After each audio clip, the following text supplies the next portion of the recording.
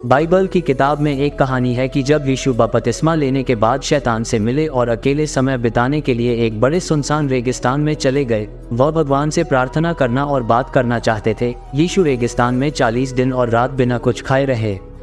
कुछ भी हो तो वह बहुत भूखा था। जब यीशु रेगिस्तान में थे तो कुछ पेचीदा शैतान, एक बुरी आत्मा थी, लोगों से गलत काम करवाने की मेरी कोशिश यीशु को लुभाने के लिए आई थी। शैतान जानता था कि यीशु बहुत भूखा है, इसलिए उसने यीशु से कहा, यदि तुम परमेश्वर के पुत्र हो तो इन पत्थरों से कहो कि वे रोटी बन जाएं। लेकिन यीशु जानते थे कि केवल खुद को आरामदायक बनाने के लिए अपनी शक्ति का उपयोग करना गलत था। तो उन्होंने कहा कि लिखा हुआ है, लोग केवल रोटी पर नहीं बल्कि परमेश्वर के मुख से निकलने वाले हर शब्द पर जीवित रहते हैं। तब शैतान यीशु को पवित्र नगर यरूशलेम में ले गया और उसे मंदिर के सबसे ऊंचे भाग पर खड़ा कर दिया।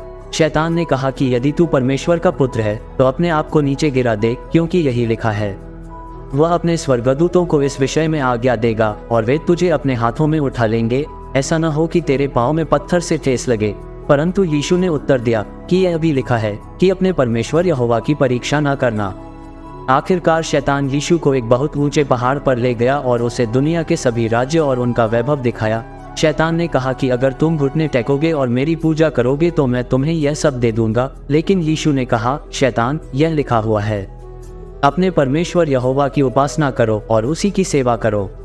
उसके बाद शैतान ने यीशु को छोड़ दिया। यीशु ने दिखाया कि वह किसी भी प्रलोभन से अधिक मजबूत है।